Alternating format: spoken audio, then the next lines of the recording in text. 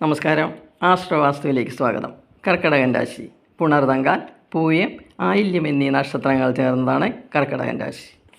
2026 June 2 മുതൽ സർവേശ്വരകാരകനും കർക്കിടകൻ രാശിയുടെ 6ാം ഭാവാധിപനുമായ വ്യാഴം കർക്കിടകൻ രാശിയിലേക്ക് ഉച്ചസ്ഥനായി രാശി മാറുന്നു. ഇത് രോഗാവസ്ഥയിൽ കിടക്കുന്നവർക്ക് പോലും അനുകൂല സ്ഥിതിയാണ് നൽകുന്നത്. പക്ഷേ 8ാം ഭാവത്തിൽ സ്ഥിതി ചെയ്യുന്ന രാഹു മൂത്രാശയ സംബന്ധമായ രോഗങ്ങൾ ഉണ്ടാക്കാം.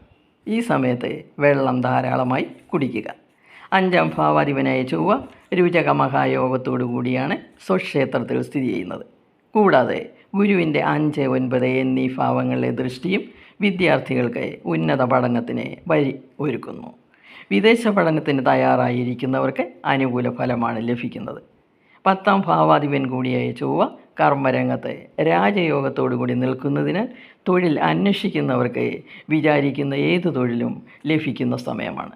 ശ്രദ്ധിക്കുക, തൊഴിൽ ചെയ്തുകൊണ്ടിരിക്കുന്നവർക്ക്, പ്രത്യേകിച്ചും യൂണിഫോം ഇട്ട് വർക്ക് ചെയ്യുന്നവർക്ക് പ്രശസ്തിയും അംഗീകാരങ്ങളും ലഭിക്കും. വരുമാനം വർദ്ധിക്കും. വിദ്യാഭ്യാസം, ആരോഗ്യരംഗം, അഡ്മിനിസ്ട്രേഷൻ എന്നീ മേഖലകളിൽ പ്രവർത്തിക്കുന്നവർക്ക് അനുകൂല കാലഘട്ടമാണ്. 7ാം ഭാവാധിപനായ ശനി ഭാഗ്യഭാവത്തിൽ സ്ഥിതി ചെയ്യുകയും ഉച്ചസ്ഥനായ വ്യാഴം 9ാം ഭാവത്തിലേക്ക് വീക്ഷിക്കുകയും ചെയ്യുന്നതിനാൽ ബിസിനസ്സുകാർക്ക് നേട്ടങ്ങളുടെ സമയമാണ്.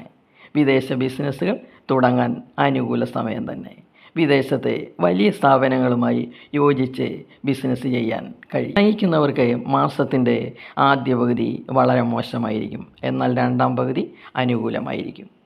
ദമ്പതികൾക്ക് വളരെ സന്തോഷകരമായ ഒരു ജീവിതമായിരിക്കും ഈ മാസം ലഭിക്കുന്നത്. വിവാഹം ആലോചിക്കുന്നവർക്ക് നല്ല വിവാഹങ്ങൾ നടക്കും.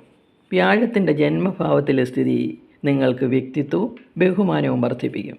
സമ്പത്ത്, കുടുംബസുഖം, സന്താനഭാഗ്യം എന്നിവ നൽകും. സർക്കാർ ആനുകൂല്യങ്ങളും ലഭിക്കും.